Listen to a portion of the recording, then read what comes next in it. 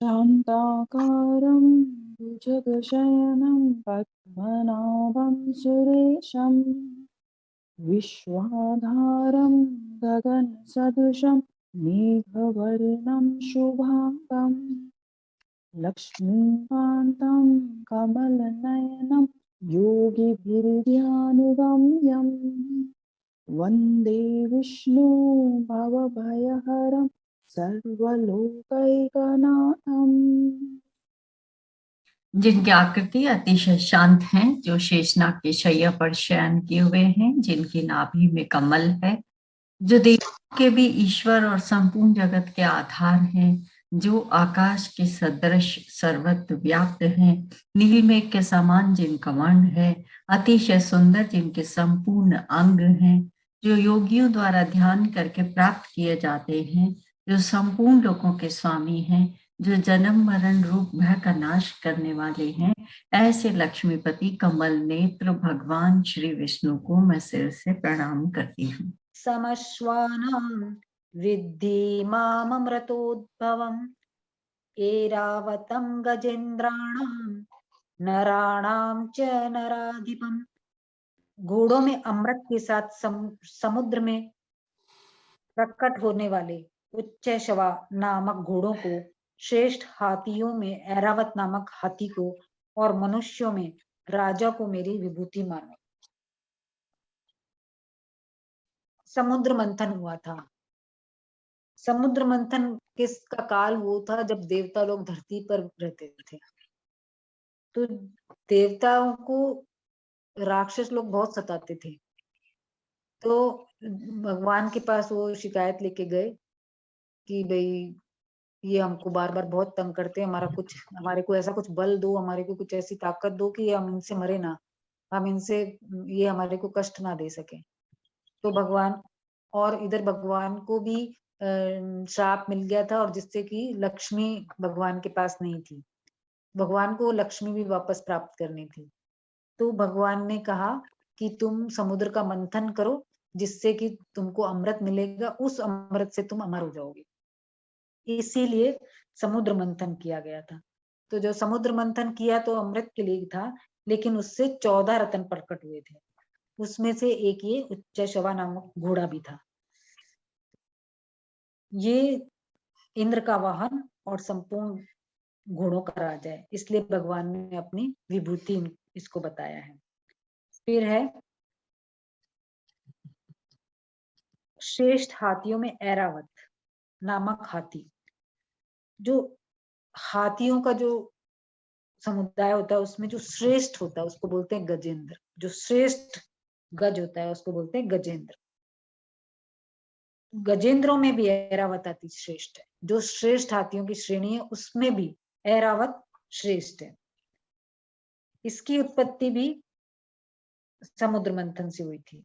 ये भी इंद्र का वाहन है। भगवान ने इसको अपनी विभूति बताया है। फिर कह रहे हैं कि मनुष्यों में राजा को मेरी विभूति मानो।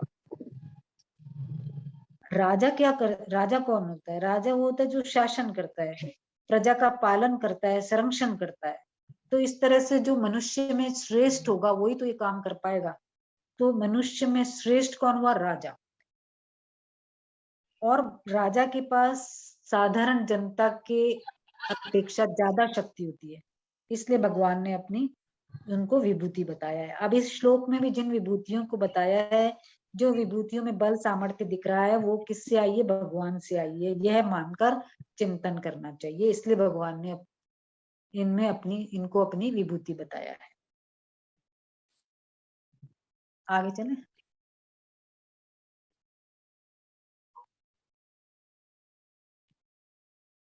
आयुधानामहं वज्रं धेनूनामस्मि कामधुक् प्रजनश्चास्मि कंदर्पः सर्पाणामस्मि वासुकिः।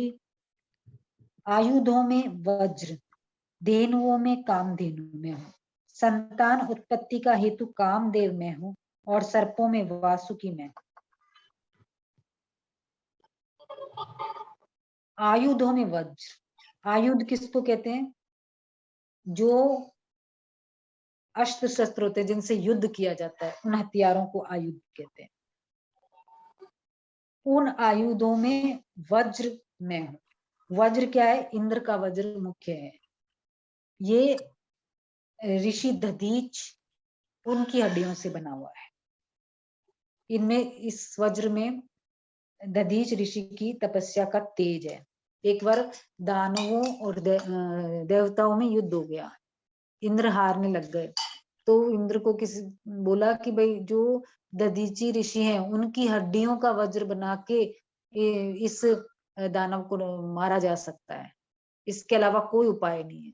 तो दधीची के पास जाते हैं और उनको बताते हैं कि भाई ऐसे ऐसे विष्णु जी ने मुझे भेजा है और ये बताया कि आपकी हड्डियों से वही दानव मरेगा। तो उन्होंने उसी समय तक काल अपनी शरीर को खत्म कर दिया और अपनी हड्डियां इंद्र को दे दी, और उससे फिर वज्र बना और उस वज्र से उस राक्षस को मारा और देवता विजय हुए। इसलिए भगवान यहाँ पे आयुधों में वज्र को अपनी विभूति बता रहे हैं। फिर कह रहे हैं कि धेनुओं में कामधेनु में हूं। कामधेनु क्या है? कामधेनु को कई जगह नंदिनी भी कहते हैं, सुरभि भी कहते हैं, और ये दक्ष की पुत्री है और कश्यप जी की पत्नी है। और जो नई ब्याही हुई गाय होती है उसको कहते हैं धेनु। इन सब में कामधेनु मुख्य है। यह भी समुद्र मंथन से उत्पन्न हुई थी। और ये जो कामधेनु है ये सभी इच्छाओं की पूर्ति करती है। जो हमने गीता में या महाभारत पढ़ते हैं तो पितामह को जानते हैं हम लोग, जो भीष्म पितामह थे, वो कहते हैं पुराने जन्म में, अपने पिछले जन्म में वसु थे, ध्यो नाम के वसु थे। तो ये जब कौन से ऋषि के पास, कौन से ऋषि के आश्रम में जाते हैं? ये कोई एक ऋषि के आश्रम में जाते हैं जहाँ पे कामधेनु गाय होती है। ये सारे वसु, 8 के 8 वसु, तो उनका मन करता है कि ये कामधेनु गाय हम लेते हैं, तो वो एक बार चुराने पहुंच जाते हैं। जब वो कामधेनु को चुराने लगते हैं तो ऋषि पूछते हैं कि भाई चुरा लेते हैं, तो ऋषि को पता चल जाता है, तो ऋषि इनको श्राप दे देते हैं कि तुम धरती पे जाके तुमको जन्म लेना पड़ेगा। तो बोलते हैं कि भाई जो सारे वसु बोलते हैं भाई हमने तो साथ दिया, हमने नहीं चुराया। तो जो सबसे छोटा वसु, ध्यो नामक जो वसु होता है, उसके ऊपर आता है कि इसने किया है कामधेनु की चोरी। वो होते हैं पितामह। तो उनको फिर वो बोलते हैं कि अब श्राप तो दे दिया ऋषि ने, अब इस श्राप का कुछ तोड़ तो होगा। श्राप का कोई तोड़ नहीं होता, उसको कम ज्यादा किया जा सकता है। तो ऋषि बोले कि ये हो सकता है कि तुम जो भी वसु धरती पे जन्म लेके और तुम जल्दी से वापस अपना मतलब शरीर त्याग के वहां से और वापस तुम अपने लोक में आ जाओ। लेकिन जो ये ध्यो नाम का है वसु है, इसको तो कष्ट भोगना ही पड़ेगा। इसीलिए वहां पे जब गंगा अपना जब बच्चों को प्रभावित करती है नदी में, तो ये 7 पुत्र होते हैं और 8वां ये होता है ध्यो, जो कि बाद में पिता में बनता है। तो 7 पुत्रों तक तो वो गंगा में बहा देती है अपने सब पुत्रों को, लेकिन 8वां पुत्र नहीं बहा पाती, क्योंकि जो इनके दुष्यंत नहीं, सॉरी, शांतनु जो होते हैं वो टोक देते हैं, और गंगा ने पहले ही शर्त ली होती है कि मुझे टोकना नहीं, मैं क्या कर रही हूँ। तो फिर वो बोलती है अब ये पुत्र तो धरती पे निवास करेगा और इसके जीवन में बहुत संघर्ष रहेगा। वो वसु बने थे पितामह।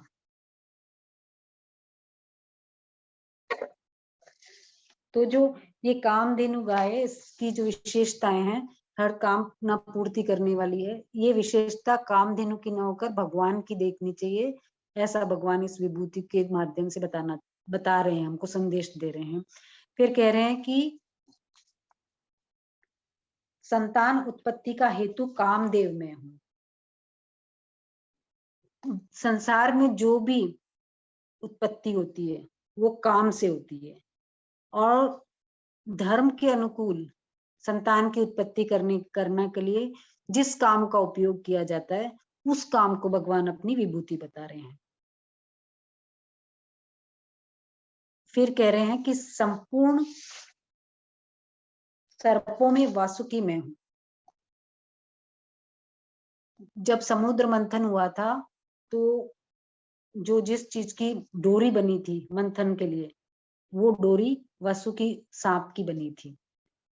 और ये जो वासुकी सांप है ये सभी सर्पों के अधिपति हैं और ये भगवान के भक्त हैं, इसीलिए भगवान ने इनको अपनी विभूति बताया है। तो इस श्लोक के माध्यम से भगवान कह रहे हैं कि ये जो भी विभूतियों में तुमको विलक्षणता दिखती है वो इस परिवर्तनशील संसार की नहीं है, वो परमात्मा की ही है। जब तुम इनको देखोगे तो तुमको मूल में जो परमात्मा उसका चिंतन होना चाहिए।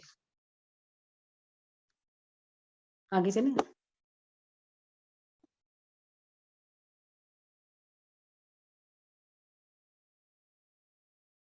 अनन्तश्चास्मि नागाणां वरुणो यादसमाहम्। सॉरी, अनन्तश्चास्मि नागाणां वरुणो यादसामहम् पितॄणामर्मया चास्मि यमसंयमतामहम्। नागों में अनंत शेषनाग और जल जंतुओं का अधिपति वरुण में हूं। पितरों में अर्यमा और शासन करने वालों में यमराज में हूं। जो शेषनाग हैं जिनको अनंत बोला है, शेष नाग हैं वो जितने भी नाग हैं उनके राजा हैं। इनके 1000 फण हैं और ये भगवान की शैया बने हुए रहते हैं क्षीरसागर में और भगवान को एक सुख पहुंचाते रहते हैं। तो जो सर्प है, पहले सर्पों में वासुकी बताया, यहाँ पे नागों में शेष नाग बता रहे हैं। तो ये दोनों भाई भाई है, मौसेरे भाई है। जो ये दक्ष की पुत्रियां थी जिनका कश्यप से विवाह हुआ था। तो जो कद्रु थी उससे नाग बने और क्रोध वशा थी उससे सर्प बने। तो ये दोनों नाग और जो सर्प हैं ये मौसेरे भाई है। तो जहां कहीं पे भी मनसा देवी नाम का मंदिर दिखता है, ऐसा बोलते हैं कि वो इनका है, कद्रु का।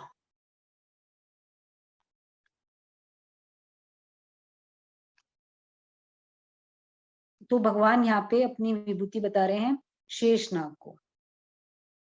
और ये जो शेषनाग है ये भगवान के साथ कई बार अवतार लेकर भगवान जो धरती पे लीला करते हैं उसमें शामिल हो चुके हैं।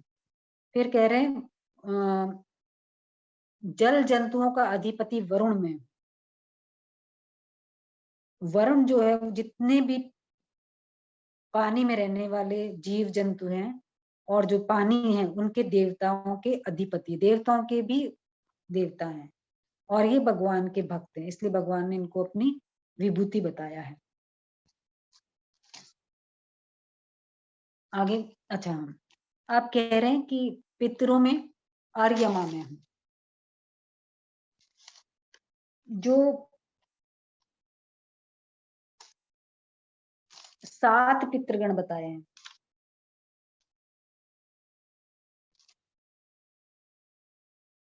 जो ये पितृ होते हैं ये 2 तरह के होते हैं पितृ। एक तो होते हैं दिव्य पितृ और एक होते हैं मनुष्य पितृ।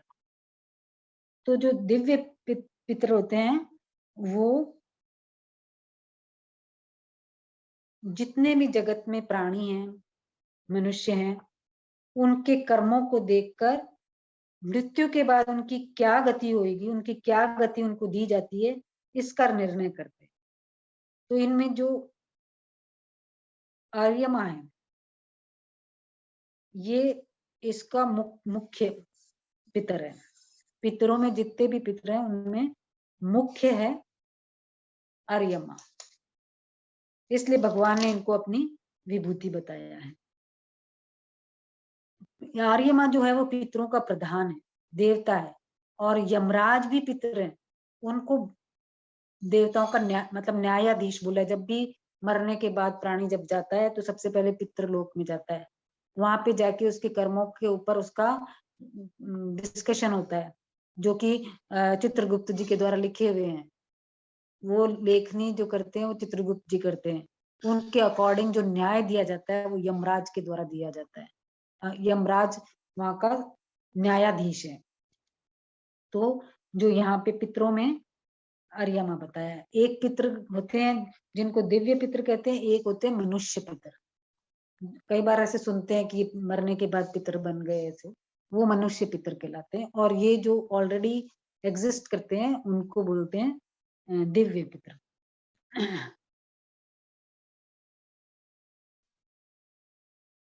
पितरों में अर्यमा और शासन करने वालों में यमराज में। तो जितने भी शासन करने वाले राजा या जो भी अधिकारी है उनमें से यमराज मुख्य है। ये जो भी प्राणी है उसको उसके पाप और पुण्य के हिसाब से फल बताते हैं कि ये फल मिलेगा। अब पाप और पुण्य का फल क्यों भुगतवाया जाता है? ताकि प्राणी शुद्ध हो जाए, शुद्ध होके वो अपने डेस्टिनेशन, मेन जो उसका घर है भगवान, वहां तक पहुंच जाए। जब तक सोना तपाया नहीं जाएगा तब तक वो शुद्ध नहीं होगा ना। तो ये जो वहां पे पाप और पुण्यों का जो फल दिया जाता है, भुगतवाया जाता है फल, उससे वो प्राणी शुद्ध होता है। ऐसा बोलते हैं कि वहां पे जैसे जैसे हम सुनते हैं, अब जो भी इसमें लिखा हुआ है हमारे पुराणों में, इनमें, कि वहां पे जो भी सजा मिलती है उसको भोगनी पड़ती है। तो बोलते हैं उन सजाओं को भोगने के लिए वहां पे एक अलग से शरीर मिलता है। वो शरीर जैसे आग में भी तपाया जाता है तो खराब नहीं होता, जलता नहीं है। जैसे हम भी तो जीवों को, कितने जीवों को हम भी तो तपा तपा के खाते हैं। हम भी तो जीवों को आए दिन कुछ ना कुछ करते हैं। अब कभी अपने सुखों के लिए कितने जीवों को हम मारते हैं। तो अगर हमारे को कोई तपा रहा है तो उसमें क्या हो गया? इसको भी एक्सेप्ट करना चाहिए।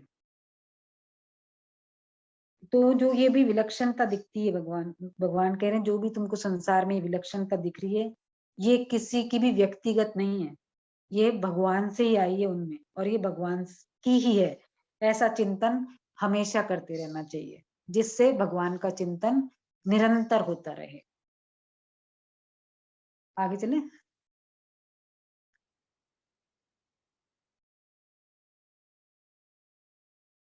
प्रहल्लादश्चास्मि दैत्यानां कालकलयतामहम् मृगाणां च मृगेन्द्रोऽहम् वैनतेयश्च पक्षिणां।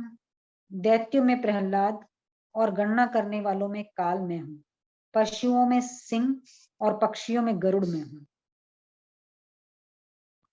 जो दैत्य पैदा हुए वो दिति से पैदा हुए थे, और उन दैत्यों में जो प्रहलाद जी हैं वो मुख्य हैं, श्रेष्ठ हैं, क्योंकि भगवान के निष्काम भक्त थे और परम विश्वासी थे, इसलिए भगवान ने इसको अपनी विभूति बताया है।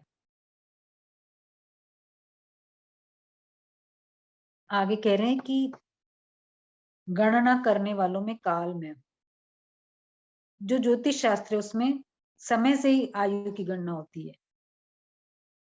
तो जो क्षण, घड़ी, दिन, मास आदि की जो गणना करने के लिए जो काल यूज होता है उसको भगवान अपनी विभूति बता रहे हैं। फिर कह रहे हैं कि पशुओं में सिंह, जो भी जितने बड़े पशु हैं जैसे बाघ, चीता, हाथी, रीछ, उन सब में जो बलवान है, शूरवीर है, वो कौन है? शेर। इसलिए उसको सब पशुओं का राजा कहते हैं, इसलिए भगवान ने उसको अपनी विभूति बताया है। फिर कह रहे हैं पक्षियों में गरुड़ में, यहाँ पे इसके लिए यूज हुआ है वर्ड वैनतेयश, मतलब जैसे हम कौन्तेय बोलते हैं ना, वैसे यहाँ पे वैनतेय लिखा है। तो कौन्तेय मतलब कुंती का पुत्र, तो वैनतेय मतलब विनता का पुत्र, विनता का पुत्र जो गरुड़ जी। तो भगवान ने गरुड़ जी को अपनी विभूति बताया। क्यों? क्योंकि गरुड़ जी पक्षियों के राजा हैं और ये भगवान के भक्त हैं और ये विष्णु का वाहन भी है। तो जब ये उड़ते हैं तो इनके जो उड़ने से जो पंखों में से आवाज होती है वो सामवेद की ऋचाएं निकलती है, उनसे ऋचाएं की ध्वनि आती है उसमें से। भगवान ने अपनी विभूति इनको बताया है। अगेन विभूति बताने का मतलब ये है कि जो भी विभूति बताई गई है वो तत्वतः भगवान की है, इसलिए इनकी ओर जैसे ही दृष्टि जाए तो भगवान का चिंतन होना चाहिए। आगे चलें।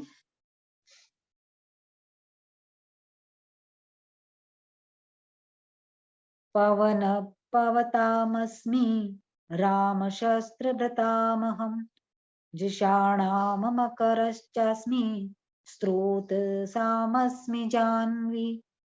पवित्र करने वालों में वायु और शास्त्रधारियों में राम में हूँ, जल जंतुओं में मगर में हूँ, बहने वालों स्रोतों में गंगा जी में हूँ। पवित्र करने वालों में वायु। जब हमको प्राणायाम का बोला जाता है तो बेसिकली हम क्या कर रहे हैं, वायु को अंदर ले रहे हैं, और वो वायु क्या कर रही है अंदर जाके, हमें अंदर से जो भी हमारे को रोग मुक्त कर रही है, शुद्ध कर रही है अंदर जाके। तो ये तो हम अपने दैनिक जीवन में देखते हैं कि वायु शुद्ध कर रही है हमको, इसलिए हम प्राणायाम कर रहे हैं, इसलिए हम ब्रीदिंग एक्सरसाइजेस करते हैं। तो डीप ब्रीथ करने के लिए इसीलिए कहा जाता है कि ये वायु एक एक सेल तक पहुंचेगी तो उसका जो वो सेल जिंदा रहेगी, नहीं तो वो डीप ब्रीथ नहीं करते तो बहुत सारी ऐसी हमारी बॉडी की सेल्स हैं जो ब्रीथ नहीं कर पाती, उनको वो वायु नहीं मिल पाती तो वो ब्रीथ नहीं करती, उसके कारण वो मर जाती है, इसलिए वो डेड पोर्शन ज्यादा इकट्ठा हो जाता है। इसलिए डीप ब्रीदिंग का बहुत महत्व है। तो पवित्र करने वालों में वायु, मतलब वायु से चीजें पवित्र होती हैं, निरोगता आती है, तो भगवान ने इसको अपनी विभूति बताया है। फिर कह रहे हैं शस्त्रधारियों में राम में हूं। ऐसे तो भगवान खुद ही तो राम के अवतार बनकर धरती पे आए थे, पर अगर जो भी शस्त्रधारियों में जिनकी गणना होती है उनमें राम को सबसे श्रेष्ठ बताया गया है, इसलिए भगवान राम को अपनी विभूति बता रहे हैं। जल जंतुओं में मगर में हूं, मगर मतलब क्रोकोडाइल, मगरमच्छ। तो जो मगरमच्छ होता है वो सबसे ज्यादा बलवान होता है, इसलिए भगवान ने पानी में रहने वाले जितने भी जंतु है, जितने भी एनिमल है, उनको भगवान कह रहे हैं उनमें से जो क्रोकोडाइल है, मगर है, उसको वो मेरी विभूति जान, मेरी विभूति मान। फिर कह रहे हैं बहने वाले स्रोतों में गंगा जी में। अब वाटर बॉडीज तो बहुत है, अब बहने वालों को नदी बोलते हैं, जो अपने स्रोत से निकलती है सागर में जाके मिलती है, या कई नदियां रास्ते में भी खत्म हो जाती है, लेकिन जो बहती है उसको हम नदी बोलते हैं। तो बोल रहे हैं कि जो बहने वाले स्रोत हैं उनमें गंगा जी श्रेष्ठ है। गंगा जी जो है वो भगवान के चरणों से निकली हुई है, इसलिए भगवान का चरणोदक भी कहते हैं उनको। तो जो गंगा जी है वो, उनका दर्शन करने से दुनिया का उद्धार होता है। और हाँ, हमारे जो धार्मिक एक रिचुअल है कि कोई मर जाता है तो उसकी अस्थियों को गंगा जी में डाला जाता है। उसके पीछे क्या मान्यता है कि जिसकी भी हड्डियों को गंगा जी में बहाया जाता है उसकी सदगति हो जाती है। तो भगवान, इतनी उसकी महत्ता है गंगा जी की, इसलिए भगवान ने इसको अपनी विभूति बताया है। अब भगवान यहाँ पे ये कह रहे हैं कि ये जो भी विभूति बताई गई है, ये विभूति भगवान की विभूति, भगवान का ही रूप मानना चाहिए, भगवान का ही तत्व से इसको मानना चाहिए, इसमें मूल में भगवान को ही देखना चाहिए, इससे भगवान को मूल में देखने से भगवान का चिंतन हो जाता है। अब अर्जुन ने पहले जो प्रश्न किया था वो था कि मैं आपको कैसे जानूं, दूसरा कहा था कि किन किन उपायों से, किन किन भावों से मैं आपका चिंतन करूं। इन दोनों में से उपाय तो है विभूतियों में भगवान का चिंतन करना, और उस चिंतन का परिणाम क्या होगा, विभूतियों के मूल में भगवान को तत्व से जाना जाएगा। तो संसार में जहां कहीं भी जो भी विशेषता, विलक्षणता, सुंदरता जो भी दिखती है, अगर हम उसको वस्तु व्यक्ति की मानेंगे तो हम संसार में फंसते हुए चले जाएंगे, और अगर भगवान की विशेषता मानेंगे तो ऐसा विचार करने से जो भगवान का हमारा चिंतन होगा वो चिंतन निरंतर हो जाएगा, और ऐसा बार बार निरंतर चिंतन होने से धीरे धीरे संसार का चिंतन छूट जाएगा और हर जगह भगवान दिखने लग जाएंगे। तो जिससे का परिणाम क्या होगा कि हम लोग प्राणी लोग भगवान को तत्व से जान जाएंगे, और भगवान को तत्व से जानने से भक्ति दृढ़ हो जाएगी। अभी हमने आगे पहले और देखा कि भगवान कह रहे हैं कि तू कर्म योग के द्वारा निष्काम कर्म करके मुझे जान सकता है, और अपने बुद्धि विवेक से तू मुझे जान सकता है, सांख्य योग से जान सकता है। भगवान ने हर चैप्टर में बताया है कि तू ये विधि अपना ले, तू मुझे इससे जान जाएगा। अब ये विभूति योग जो का है, इसमें भगवान का मतलब ये नहीं है कि ये जो भी अच्छी अच्छी चीजें दिख रही है ये मैं हूं, इसमें कोई अहम वाली बात नहीं कह रहे। ये कह रहे हैं कि तेरे को सबसे सरल साधन बता रहा हूं कि तू जो चीज देखे उसमें तू मेरे को देख ले। मेरे को देखने से तू हर चीज में जब मुझे देखेगा तो तेरा चिंतन छूटेगा नहीं, लगातार चिंतन। तू अच्छे में भी मेरे को देख, तुझे जो चीज बुरी लगती है उसमें के मूल में भी तू मुझे देख, जो दिख रहा है उसमें मेरे को देख। उससे चिंतन होने से बुरी चीज बुरी नहीं दिखेगी और अच्छी चीजों में भी भगवान दिखाई देंगे। तो इस तरह से हमारा निरंतर चिंतन भगवान का होता रहेगा। फिर कह रहे हैं, आगे चले।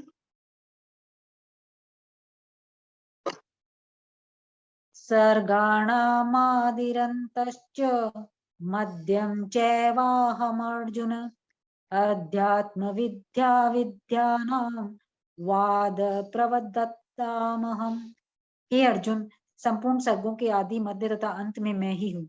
विद्याओं में आत्म विद्या और परस्पर शास्त्रार्थ करने वालों का वाद में हूँ। अब यहाँ पे कह रहे हैं संपूर्ण सर्गों के आदि मध्य तथा अंत में हूँ। एक होता है सर्ग, एक होता है महासर्ग। महासर्ग क्या होता है? जब भगवान से ब्रह्मा जी की उत्पत्ति होती है, ब्रह्मा जी जब भगवान से प्रकट होते हैं तो उसको कहते हैं महासर्ग। और जब पूरे इस सृष्टि की रचना जब भगवान ब्रह्मा जी के द्वारा होती है तो उसको कहते हैं सर्ग। तो किसने किया? ब्रह्मा जी को उत्पन्न किसने किया? भगवान ने किया। भगवान से ब्रह्मा जी की उत्पत्ति हुई। और फिर जब प्रलय होती है तो सब चीजें, एक होती है प्रलय, एक होती है महाप्रलय। तो एक प्रलय में तो सब चीजें ब्रह्मा जी में विलीन होगी, और महाप्रलय होता है जब ब्रह्मा जी स्वयं भगवान में विलीन हो जाते हैं। तो मतलब लास्ट में कौन बचा? सिर्फ भगवान बचे। तो भगवान कह रहे हैं कि सभी सर्गों के आदि मध्य और अंत, जो शुरू में जो है और अंत में भी जो है, तो मध्य में भी वो ही तो रहेगा।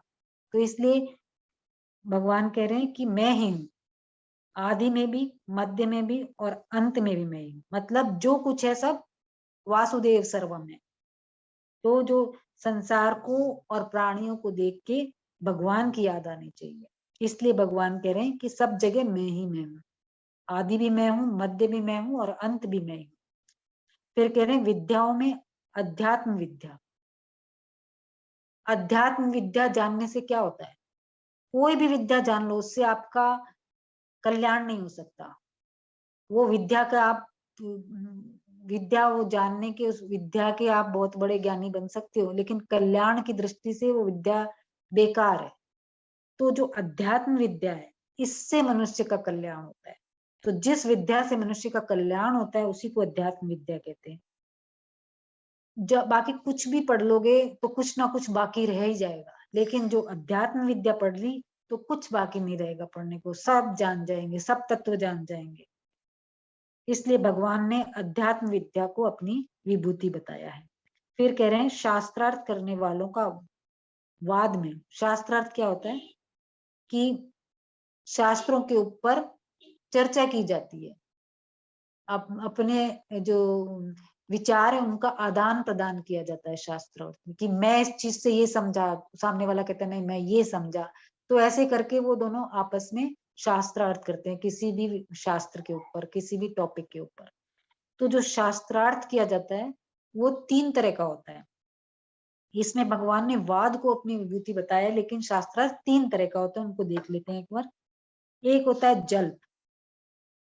उसमें होता है कि जो शास्त्रार्थ 2 कर रहे हैं उनमें एक तो होता है वो, जैसे मैं शास्त्रार्थ करने बैठी हूँ तो मैं अपने पक्ष को सही मानते हुए बोलती रहूंगी और सामने वाले के पक्ष को एकदम गलत बताऊंगी, और अब मेरा पक्ष सही है और दूसरे का पक्ष गलत है, मेरी जीत हुई है दूसरे वाले की हार हुई है, ऐसा भावना जिसके मन में रहती है, फिर जो ऐसा शास्त्रार्थ किया जाता है उसको कहते हैं जल्प।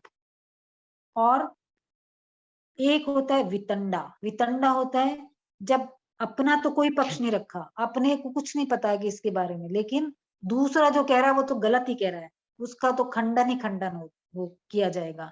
तो जो इस तरह से जो शास्त्रार्थ किया जाता है उसे कहते हैं वितंडा। लेकिन जो वाद आता है वो वाद होता है, वो बिना पक्षपात के कोई ना कोई तत्व निर्णय के लिए जो विचार विनिमय किया जाता है उसको वाद कहते हैं। तो भगवान ने शास्त्रार्थों में वाद को श्रेष्ठ बताया है, इसीलिए वाद को भगवान ने अपनी विभूति बताया है। तो इन सब विभूतियों को बताने का एक ही मकसद है कि तू जब भी कोई भी विशेषता वाली वस्तु को देखे, चीज देखे, तो संसार की नहीं मानकर भगवान की माने, उसके मूल में भगवान को देखे, उससे नित्य निरंतर जो चिंतन होएगा उससे तू तेरी भक्ति को दृढ़ कर पाएगा। इसलिए भगवान अपनी विभूतियां बता रहे हैं। बस करें। ओम पूर्णमद पूर्णमिदं पूर्णात् पूर्णमुदच्यते पूर्णस्य पूर्णमादाय पूर्णमेवावशिष्यते। ओम शांति शांति शांतिः। ओम पूर्णमद पूर्णमिदं पूर्णात् पूर्णमुदच्यते पूर्णस्य पूर्णमादाय पूर्णमेवावशिष्यते। ओम शांति शांति शांतिः।